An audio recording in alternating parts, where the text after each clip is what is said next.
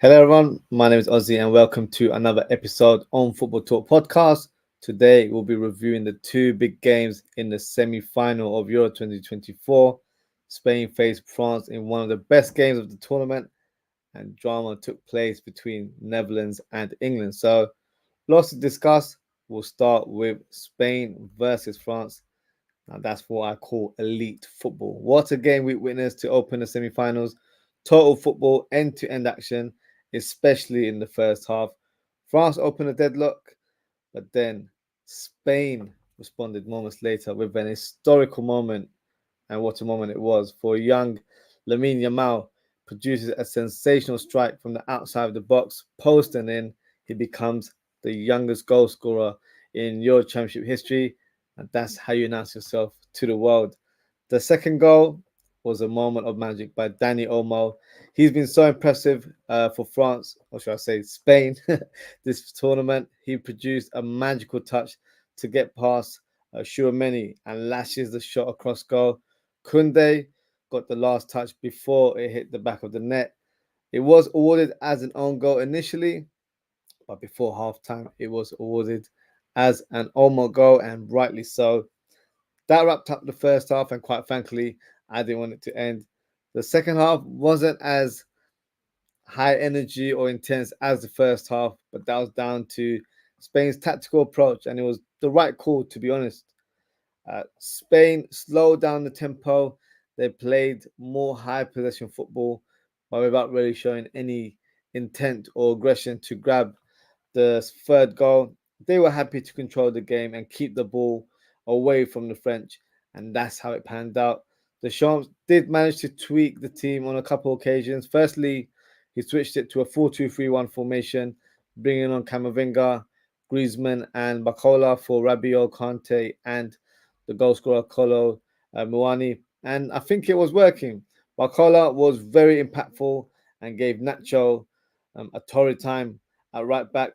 Then Deschamps made another tactical tweak, switching it to a 4-4-2 with Dembele leaving the pitch and was replaced by Olivier Giroud. France produced a moment that could have changed the game as Mbappe attacks the left channel, cuts in, takes a shot, but unfortunately ends up going over the bar. To be fair, that was very unlike Mbappe, as that move coming in from the left, coming in field and shooting is a trademark Mbappe run. And normally with that finish, he would apply more finesse to try and aim it to the corner. Or rush of blood maybe took over as he didn't seem composed in the final third. And that was the last moment of the game. But Spain were victorious and they beat the favourites for the tournament. And quite frankly, I think it was fully deserved. Now, the next game that took place the following day was Netherlands versus England. Now, an interesting first half. I think the first half an hour was definitely exciting. Netherlands broke the deadlock with a fantastic strike from Xavi Simons, cutting in from the right side, smashing it in top bins, absolute banger. Then this is where the controversy or the drama, as I mentioned earlier in the show, took place. England were awarded a penalty where it was Dumfries who tried to make the block on Harry Kane's volley. After that volley happened, it went over the bar, but he made contact on Harry Kane's foot. The referee was asked to go over to the monitor and have a look and review the incident again. And when that happens, 9 out of 10, you're normally going to see the referee blow for the penalty. But on this occasion, he did blow for the whistle. But for me, it was an absolute horrific decision. I think it was absolutely wrong. Never in a million years was that a penalty. So that's where the drama took place. And yeah, unfortunately, Dumfries was unlucky, got booked for it as well. And then penalty was taken. Harry Kane obviously steps up, the talisman for England, and slots it in comfortably. Dumfries was definitely the man of the first half. He was involved in every moment, so he gave away the penalty. He then makes a fantastic goal line clearance from Foden's shot. Dumfries then moments later hits the crossbar with his header from a corner kick and almost equalised for the Netherlands. Should I say, gave the lead at that time because it was 1-1. Foden then hits the post with a fantastic cold shot. Same position as Lamal's goal in the Spain versus France game. And it was a very entertaining half an hour, or first half, I would say. Then the game still seemed to have fizzled out before that halftime whistle. The Dutch were not ready to hit that next gear, and they were happy to just play possession football and take the draw into the second half. England, to be fair, tried to be a bit more aggressive, a bit more on the front foot, but they didn't get much luck in terms of creativity. Then in the second half, yeah, let's be honest, not the most exciting of halves, to be honest.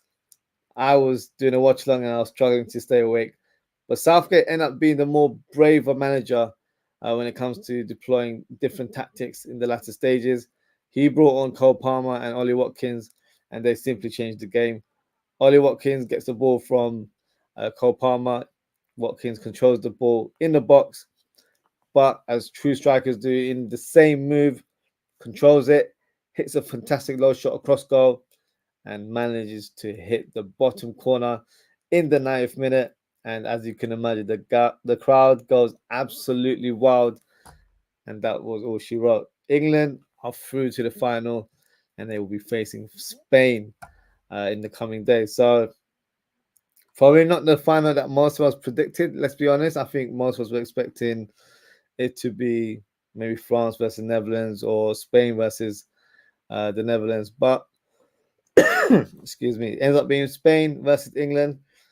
So in terms of the final, what we'll do today, we will predict the lineups as well as me presenting some tactics that I feel like both teams should deploy.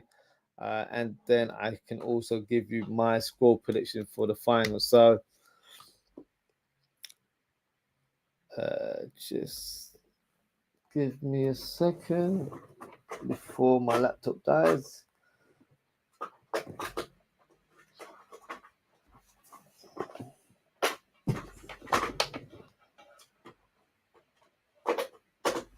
There we go. So what I'll do now, let me turn on my light so you can see me at least. There we go. So let's share some graphics with you guys and then we can talk in more detail. So we'll start with the home team, and that is Spain, obviously. And they normally deploy a 4-3-3 formation. But what we'll do, we'll also mention team is because I know Morata picked up a very bizarre injury towards the end of the last game versus France. There was an intruder on the pitch, and I think one of the stewards or the cameraman, I wasn't quite sure, ended up rolling onto his ankle, and he seems to be in quite a bit of pain. From what I've heard, and correct me if I'm wrong, I think he's still available for the fixture. It might have just been a slight knock in that moment. And in terms of other players that are available, Lernemont and Carvajal was suspended for the semi-final. They will be returning to the squad. Pedri is still out of an injury, so he's not available for selection. So we'll go into the lineup. So for me, there won't be too many surprises in terms of lineup. I think it'll be quite straightforward in terms of what we've seen this tournament. Unai Simon in goal. His kicking is questionable for me, but yep, he's still their first choice. Cucurella, to be fair, has been doing well. I would probably prefer Grimaldo, I feel like he's a bit more efficient with the ball. But I guess in this sort of formation, maybe you don't need a flamboyant left back because you've got Nico Williams, who's doing a fantastic job on the left wing. So maybe he's suited from a tactical point of view. Carvajal will be the right back. He'll return into the final. And then we'll have Lenormand and centre back, and Laporte, who's impressed me so much in this tournament. He's been fantastic. Probably one of the standout defenders for me, if I'm being honest. Been really good in the Euros. In terms of midfield, no, who's surprised? So it'll be Rodri as the powerhouse in the middle of the park. Then you've got Olmo, who keeps his place in the team. And then you've got Fabian Ruiz on this side. And then up top, you've got Yamal on the right wing. From what I know, Morata is available, so I'm going to write Morata. If not, then it could potentially be Joselu or OZWRLD. I think he might favour OZWRLD because he's been coming off the bench a lot more than Joselu, so that would be my position. But based on the information we have right now, I'm going to go with Morata up top and Nico Williams to play on the left wing. So this is my Spanish team predicted lineup. No huge surprises. Pretty much the team that's predominantly played throughout the tournament. So I expect no changes from De La Fuente. Now, in terms of England, this is where we can have a little bit more discussions in terms of the tactics. So it'll be very interesting to see how they do. But so what I'll do, I'll give you two representations. I'll give you my outlook, and then I'll present the predicted lineup that I expect Southgate to play. So let's see.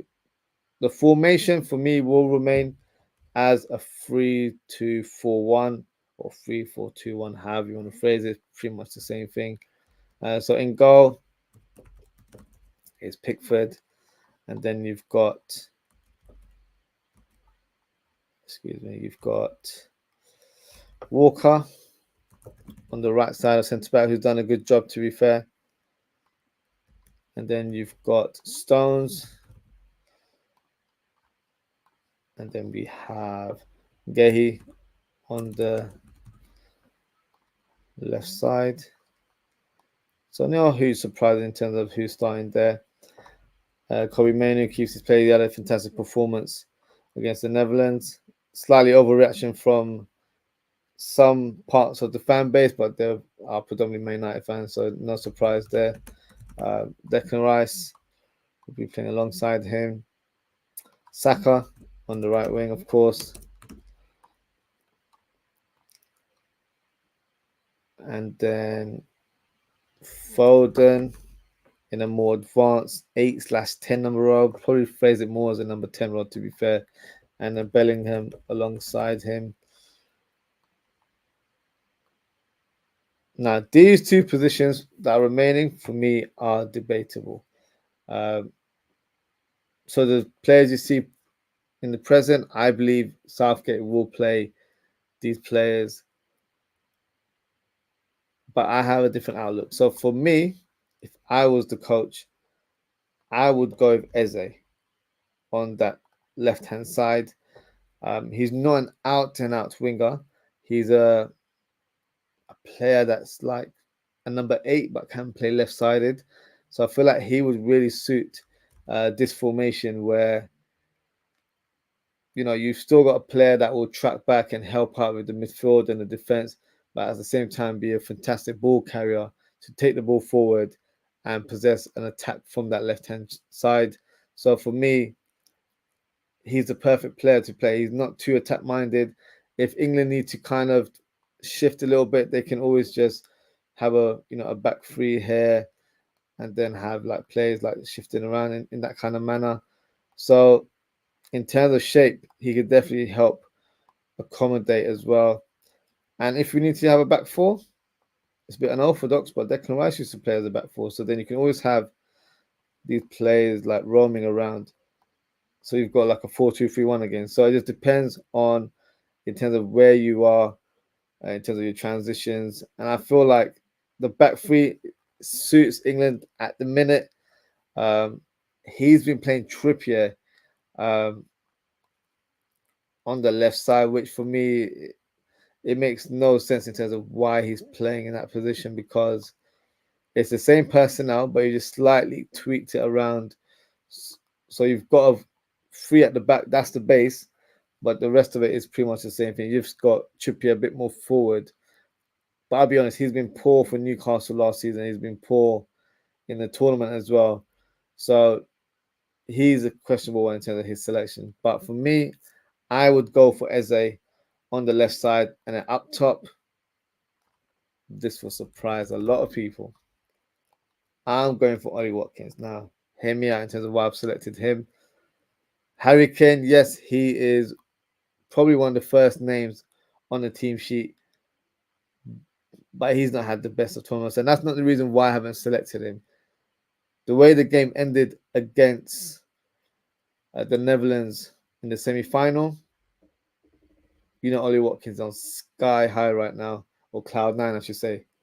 He's probably got a level of confidence or happiness that you don't get in international football. Does that make sense? So if you've got someone that is buzzing right now and is raring to go and is high on confidence, because that goal has probably lifted it up for him in terms of his belief as a player, and him thinking, you know what, if I come onto the pitch again, I can maybe produce another moment for my country. So I think it would make more sense to go a bit more attack-minded and go with Eze and go with Watkins, because Watkins has blistering pace. He will stretch the opposition, and they will find it very hard to defend against him. I think against a Harry Kane, they're used to strikers like that, so they're probably a bit more adaptable, and they can always mark, get Rodri to mark him, and then it kind of blocks his influence into the team. So I think Watkins will be a bit of a live wire, and he can roam around. He can attack the channels at times as well. So he'll be very unpredictable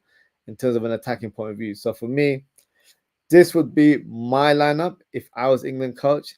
Now, fortunately, I am not the England coach, and we have to be a bit more realistic in terms of who we believe, or should I say, I believe that Gareth Southgate will select in this team. So the obvious choice, unfortunately, won't be Watkins. I think Gareth Southgate will end up picking Harry Kane. The left one is a debatable one, and unfortunately, it's not going to be Eze, even though I want it to be. It will be a toss between Trippier and Luke Shaw. Does he keep faith in Trippier despite his underperformances in the tournament, or does he give Luke Shaw a start, who's made a couple of cameos at Trippier? He hasn't looked great, but he just brings a bit more of a natural option being a left-footed player. So I think he might go for Luke Shaw, and he's going to play him in a left midfield wing, left wing kind of position. I don't like it, but this is why I expect Gareth Southgate to present his lineup in the final. So yeah, it remains to be seen what happens. Just going to go through some of the comments. From Ifrai says, hello, good to see you. Thank you for tuning in. And she's also said, congrats on reaching 250 subs. Appreciate your support as always. Now, that's my predicted lineup. In terms of my prediction, score prediction, I just don't see England scoring. It's one of those ones where I think Spain's defense has been so good. And I know they conceded against France through Kolo Muani, but that was just a close range hit. And I feel like that profile striker would really hurt a defense where Laporte is quick, but if you're attacking on his shoulder, I don't think he'll be able to cope. So when you've got wide players like Saka and Foden, it makes a big deal in terms of your layout, your format in front of goal, and these players get interchanged as well. So there's a lot of attacking players, but I don't think that's how Gareth Southgate plays. And unfortunately, I don't think he's going to change his tactics overnight. He's not that coach. We've never seen it in that sort of England forward as well.